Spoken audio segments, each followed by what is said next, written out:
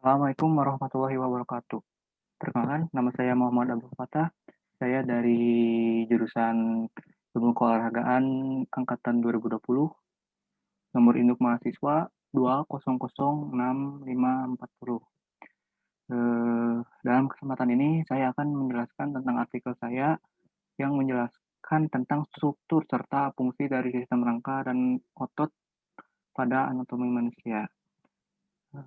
Pada artikel ini, saya menggunakan eh, metode deskriptif dengan cara saya meliterasi dari berbagai sumber di internet. Saya dapat menggambarkan objek tersebut secara faktual dan teliti. Kemudian langsung saja pada pembahasan.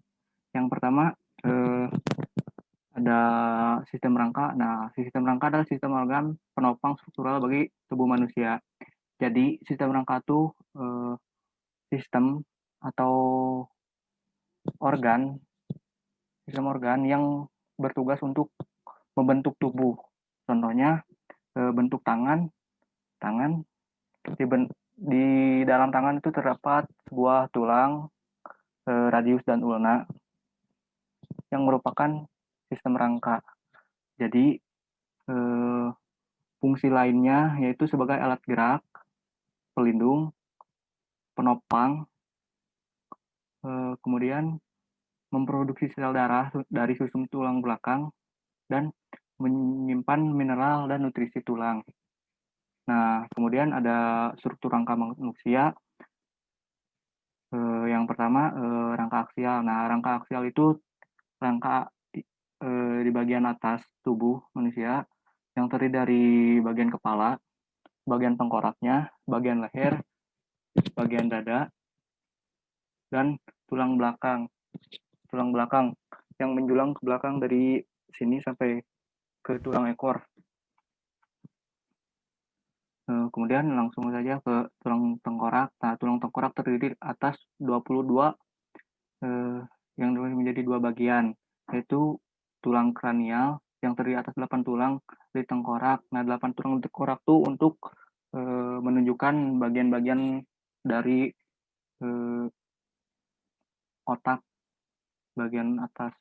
Kemudian ada tulang wajah yang terdiri 14 tulang. Contohnya tulang nasal, tulang maksila dan mandibula. Kemudian yang selanjutnya ada osikel pendengaran. Nah, osikel pendengaran itu terdapat di telinga. Ada terdiri atas 6 tulang kecil di saluran telinga bagian dalam. Kemudian, nah, di masing-masing sisi tengkorak memiliki 3 osikel pendengaran yang terdiri dari malleus atau palu, incus atau landasan, dan stapes atau tulang sanggurdi. Nah, tulang-tulang pendengar tersebut bekerja sama. Jadi fungsi tulangnya itu untuk menangkap suara atau gelombang dari sistem pendengaran Anda. Kemudian ada tulang hiloid. Tulang hiloid adalah tulang yang berbentuk U di pangkal rahang. Nah, bentuk tulang hiloid itu seperti ini. Nah, seperti ini di bagian pangkal rahang. Nah, yang ini ya, kurang lebih di daerah sini yang menghubungkan antara otot dan ligamen di leher. Kemudian ada tulang belakang. Tulang belakang terdiri atas 33 tulang yang terdiri dari tulang vertebra cervix, tulang vertebra thorax, tulang vertebra lumbal, tulang kelangkang, dan tulang ekor. Nah, tulang ekor itu bagian ujung bawah dari tulang belakang. Disebut tulang ekor karena tempatnya seperti pada hewan, tempatnya persis tempat ekor. Cuman manusia tidak mempunyai ekor, tetapi kalian bisa merasakan lah di bagian bawah tulang belakang seperti ada benjol atau ya benjolan dikit. Nah, itu tuh tulang ekor. Kemudian tulang rusuk. Nah, tulang rusuk atau tulang dada terdiri atas 12 pasang tulang yang berfungsi untuk melindungi organ tubuh bagian atas. Nah, seperti contohnya bagian jantung dan paru-paru. Kemudian rangka pendikular. Rangka pendikular terdiri atas 126 tulang yang meliputi tulang lengan, kaki, dan tulang yang menempel pada rangka aksial. Nah, rangka aksial yang tadi disebutkan dari bagian atas, kepala, kerang, eh, tenggorokan, dan kerongkongan, dan tulang belakang. Nah, kemudian bagian-bagian rangka secara lengkap kan, secara setiap lengan terdiri atas 30 tulang. Yang terdiri atas, nah ini tulang di lengan ya, humerus, tulang lengan atas, radius, tulang pengupil, tulang radius. Nah, tulang radius dan ulna itu bukan satu tempat sih, berdampingan. Tulang radius itu di atas tulang ulna. Nah, ini atasnya. Nah, tulang ulna ini tulang kering. Sering disebut tulang kering. Kemudian ada metakarpal, 5 tulang yang berada di bagian tengah. Nah, bagian tengah tuh yang ini nih. Satu, 2, 3, 4, 5. Ini foto jelasnya, gambar jelasnya. Nah, ini metakarpal kan. Nah, yang berwarna biru itu tuh metakarpal 5. 1, 2, 3, 4, 5.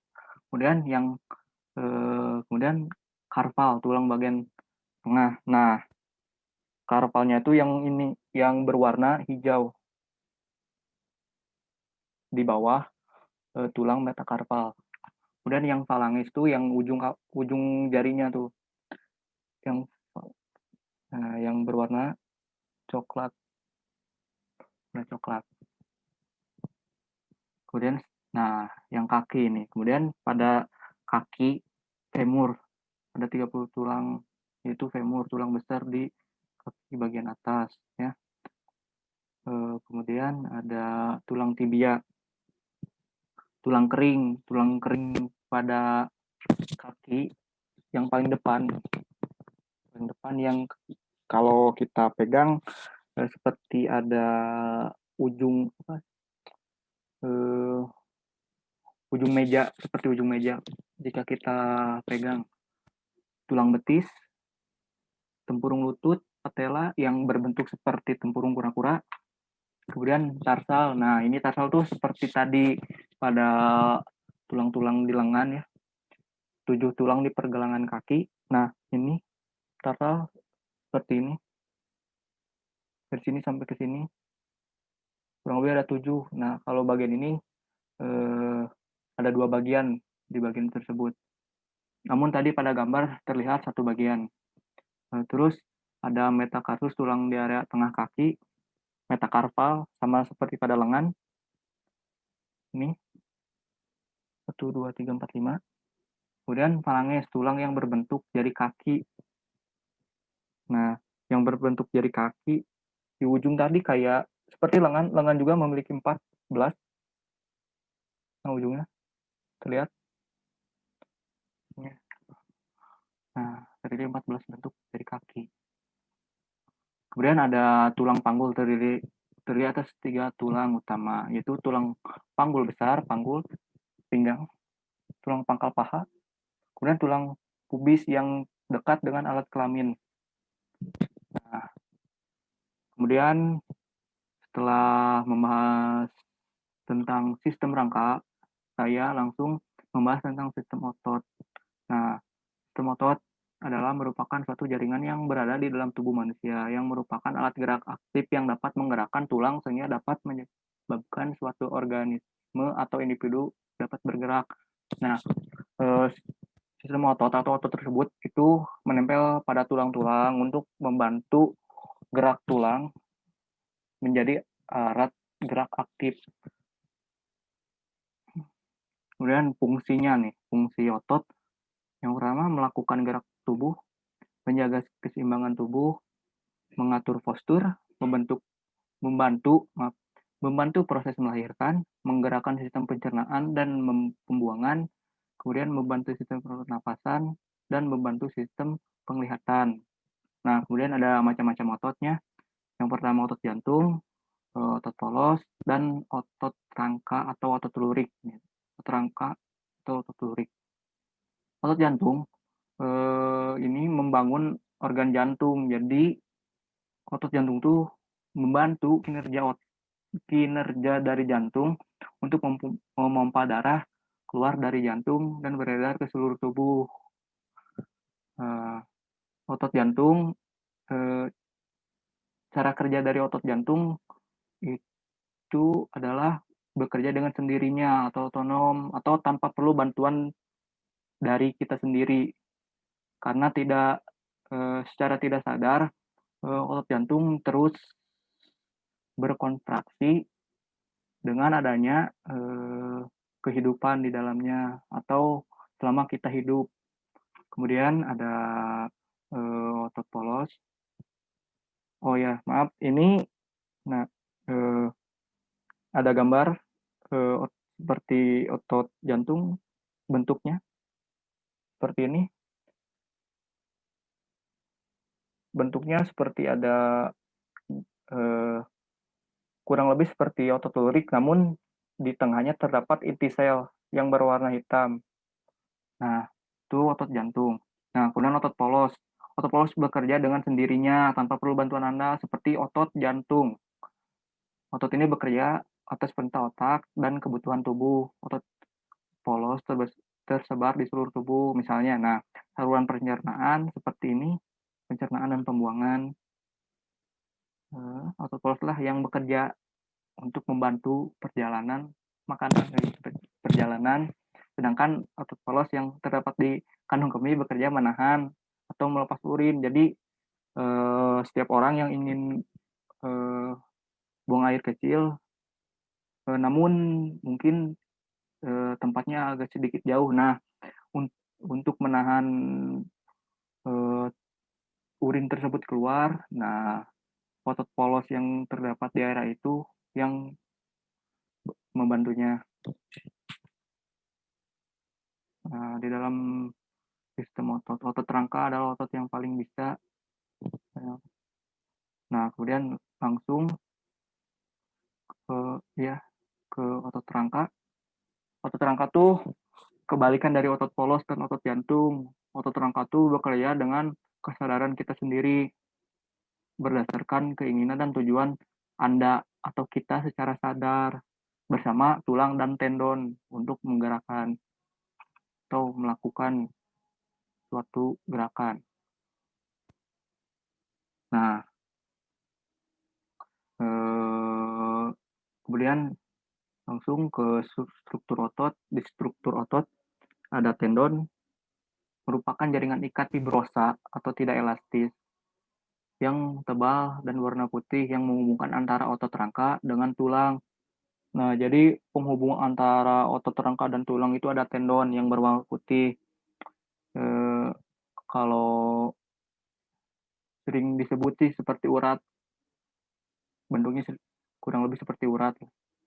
Ini ada, saya memiliki,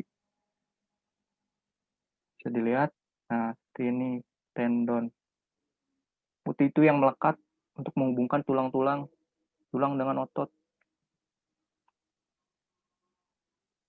Kemudian ada fascia, jaringan ikat yang merupakan gabungan dari jaringan fibrus dan areolar yang membungkus dan juga menghimpun otot menjadi satu.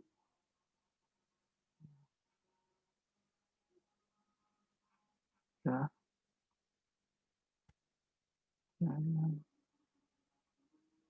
Nah, setelah itu ada ini sarkolema, membran sel atau serat otot pada sarkoplasma.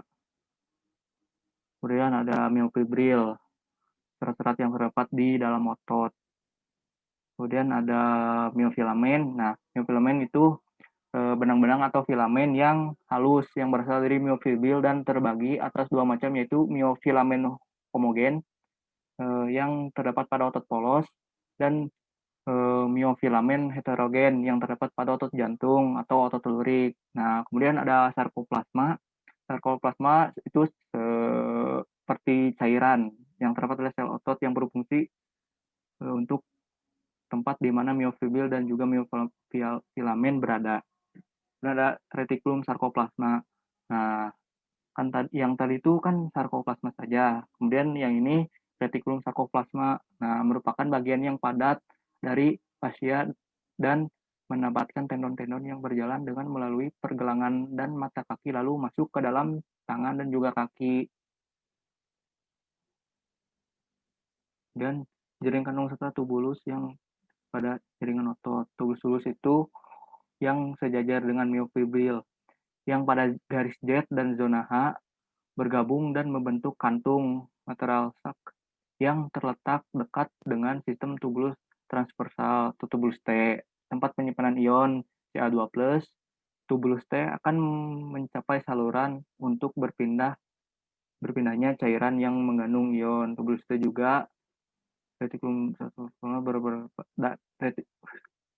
tubulus T dan juga retikulum sarkoplasma berperan dalam metabolisme, eksitasi dan juga kontraksi otot. Nah, terdapat ini mioglobin adalah pigmen yang terdapat pada otot yang berguna sebagai penyumbat oksigen.